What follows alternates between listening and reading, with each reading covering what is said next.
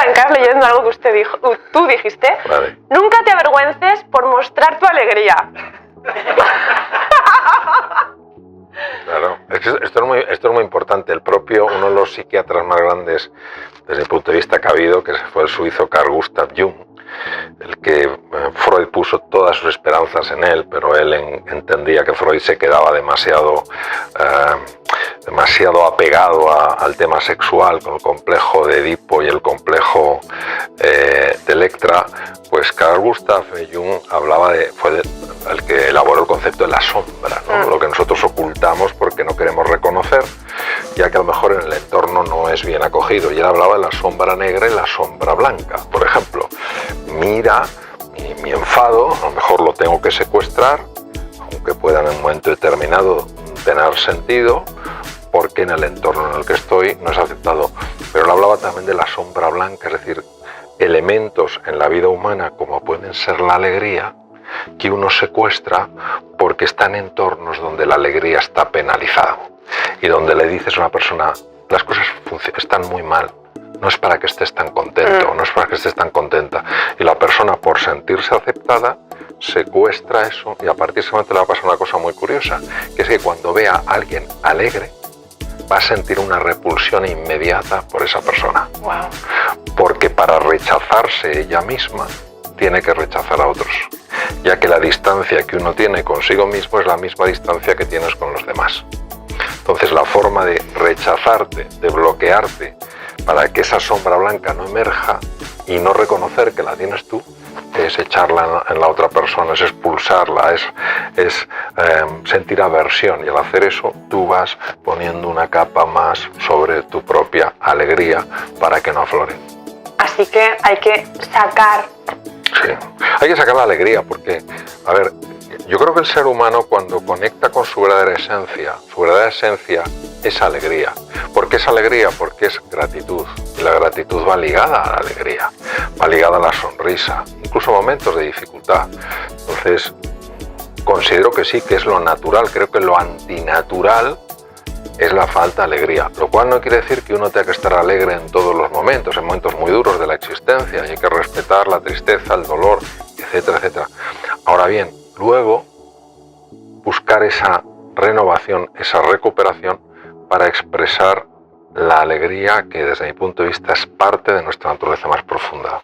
Totalmente de acuerdo, porque soy gran fan de él. Entonces todo lo que diga... ¡Qué responsabilidad, Dios mío! Mido 1,90 y soy más guapo que Brad Pitt. ¡Hala! Hay que decir que sí, lo siento. Mario Alonso Puig, si queréis lo presento un poquito, pero todo el mundo lo conoce. Él sigue siendo médico, sí, cirujano del sistema digestivo, general digestivo, conferenciante, escritor, muy escritor, por favor, mirad cómo está este libro, ¿vale? Mirad, bueno, aquí está, todos los libros que hay por ahí, sí.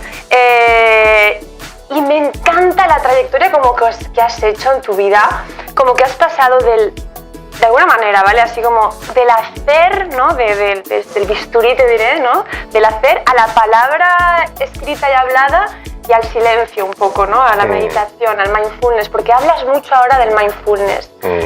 Podrías hablarnos un poquito, pero te invitaría a que lo hagas porque ahora se ha puesto mucho de moda estar en contra del mindfulness, como que es una moda de empresarios, empieza a haber artículos mucho de esto. Sí. ¿Qué opinas?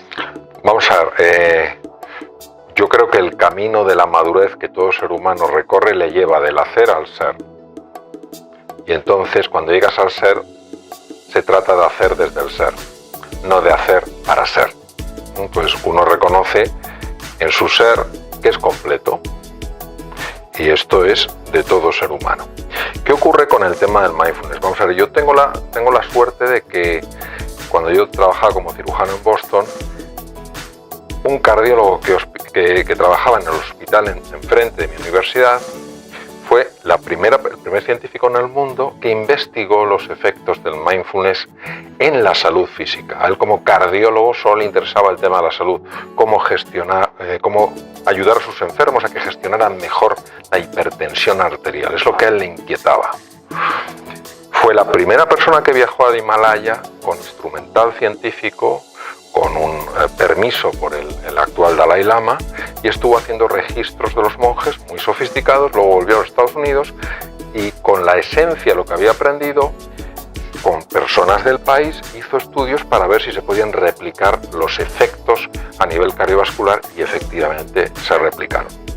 Luego otra serie de investigadores con tremenda valor, como John Kabat-Zinn, un PhD en microbiología por el Instituto Tecnológico de Massachusetts, también él vio que tenían efecto estas cosas en los temas físicos. Y son los dos pioneros a nivel mundial en cuanto a científicos en lo que se refiere a la investigación del mindfulness en la dimensión física. Luego, cuando el doctor Herbert Benson, el cardiólogo, revisaba a sus enfermos, algunos enfermos le decían algo muy curioso: doctor Benson, no solo es que estamos mejor físicamente, es que notamos que somos mucho más creativos en nuestra vida. Y esto nos sorprende. Entonces él empezó a tomar un interés en la neurociencia. Luego, una serie de grandes científicos, algunos han sido maestros míos, empezaron a investigar desde un punto de vista exclusivamente neurocientífico qué pasaba en el cerebro cuando uno entraba en estas prácticas llamadas del mindfulness. ¿Qué es lo que está ocurriendo en el mindfulness? Primero hay que explicar muy brevemente, de forma muy sencilla, qué es el mindfulness.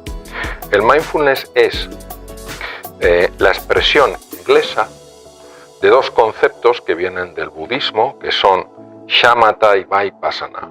¿Qué quiere decir shamatha y vipassana? Shamatha, voy a poner una metáfora porque a veces el lenguaje literal se queda corto. Si yo un día por la noche, cielo totalmente, no hay estrellas, pero tampoco hay nubes, es decir, es que ha salido como mucho la estrella polar, enfoco con un telescopio hacia el cielo, obviamente ese telescopio no puede ser operativo si se está moviendo. Shamatha es la capacidad de estabilizar el telescopio para que no esté agitado. Vipassana es la capacidad de observar a través del telescopio una vez que se ha estabilizado para poder ver lo que no ves con el ojo, con el simple ojo. Entonces, el mindfulness lo que hace es equilibrar una desviación que tiene la mente a la que hacen referencia. En el Bhagavad Gita, hace 3.500 años, es un relato épico, el dios Krishna, que es el auriga del carro de combate de Arjuna, ya le explica a Arjuna, en una batalla que va a tener con sus primos hermanos, que esa batalla, porque claro, Arjuna no entiende cómo va a combatir con sus propios familiares. Y Krishna, Dios Krishna, que es el auriga, el que conduce el carro de combate, le dice: la mente es turbulenta, realmente difícil de controlar. Lao Tzu, en el año 2500, hace 2500 años, Lao Tzu, creador de un libro espectacular que se llama el Tao Te Ching, dice que la mente está alterada porque está siempre en el pasado o en el futuro. Y cuando vivimos en el pasado vivimos en la depresión, cuando vivimos en el futuro vivimos en la angustia. Buda, hace 2500 años, que es un contemporáneo de Lao Tzu, dice que lo que hay que hacer es arreglar la desviación de la mente. ¿Qué ocurre? Que cuando esto se ha traído a Occidente, lo primero que se ha visto es que ese equilibrar la mente produce inmediatamente un impacto a nivel físico, que se puede registrar. Pero es que lo segundo que ha mostrado es que aumenta la eficiencia. ¿Por qué aumenta la eficiencia? Aumenta la eficiencia porque cambian los circuitos neuronales que están activos. ¿Qué ha ocurrido en las empresas? A muchas empresas no les importa el tema de la salud, pero sí les importa el tema de que su gente tome mejores decisiones, que esté más atenta, que analice mejor las situaciones, que aprenda más deprisa porque hay que aprender cosas nuevas. Y como cambia el circuito de lo que se llama la red neuronal por defecto a la red ejecutiva central, han empezado a ver un aumento de la eficiencia en la gente. ¿Qué es lo que ha hecho esto? Pues lo que ha hecho es muy fácil. En los hospitales, el doctor Benson empezó en la Universidad de Harvard, Stanford, Berkeley, hospitales como el MD Anderson Cancer Center de Houston, la institución número 1 del mundo en tratamiento del cáncer. Lo aplican, lo enseñan por un tema de salud.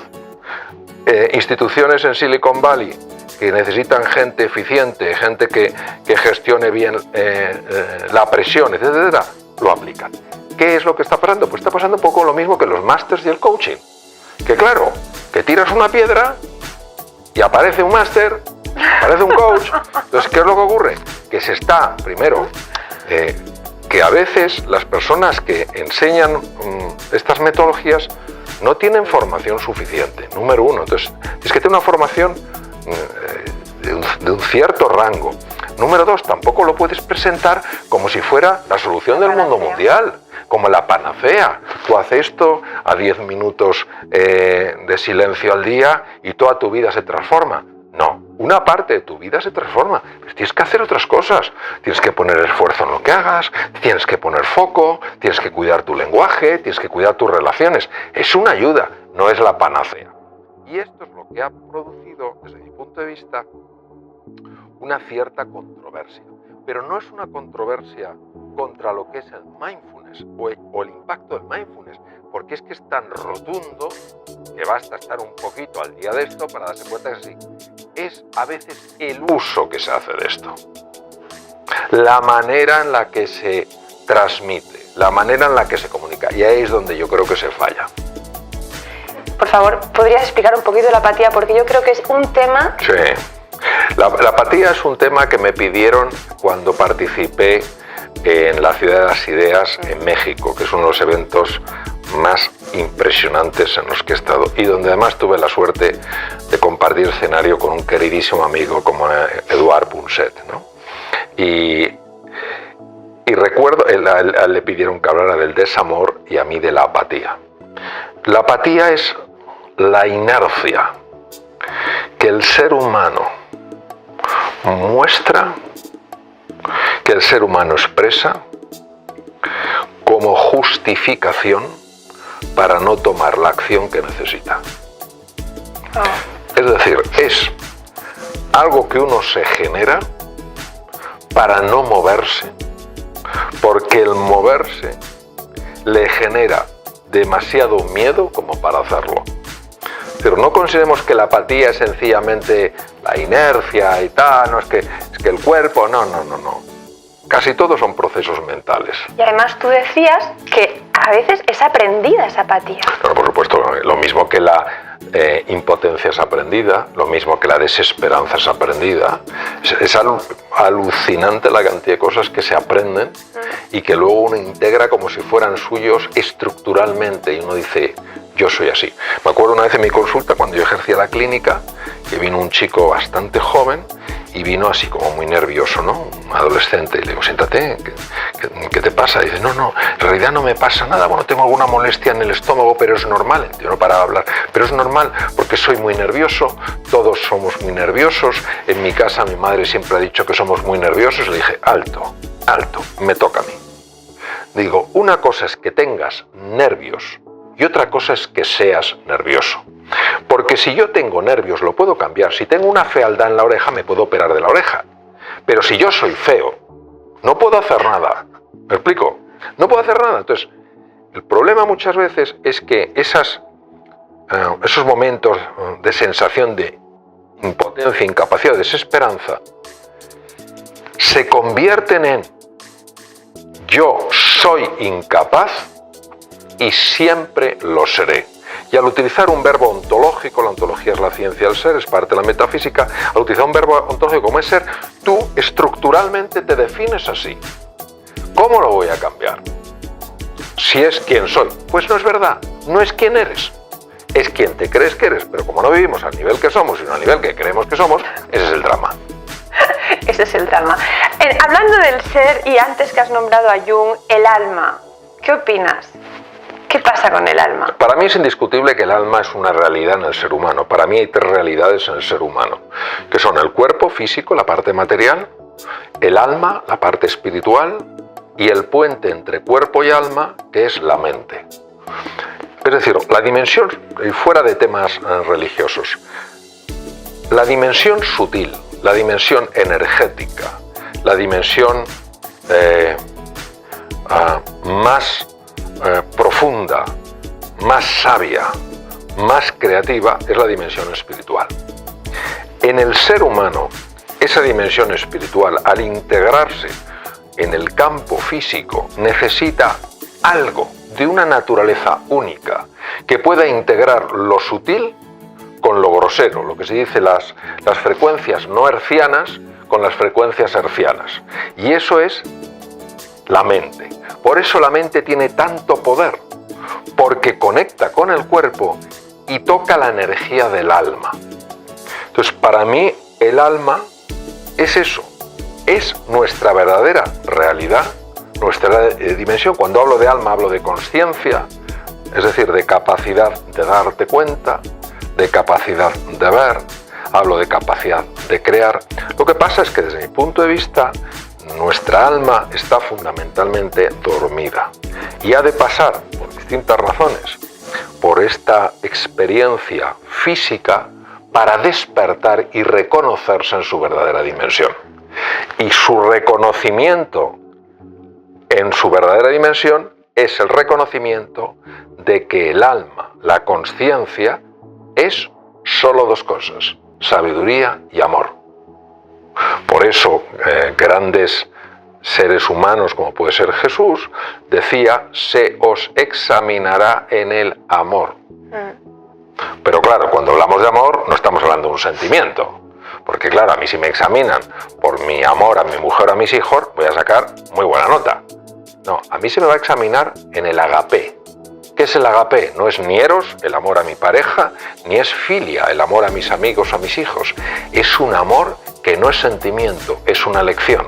Es decir, es tratar a un ser humano, aunque no sientas cariño, como si lo sintieras. Es la forma más elevada. En eso se me va a examinar. ¿Qué pasa? Que solamente cuando uno va avanzando en la vida y va viendo, pues, los condicionamientos mentales, los sufrimientos por los que pasan los seres humanos, uno es capaz de conocer, comprender y perdonar. Y en ese punto creo que es el viaje del alma.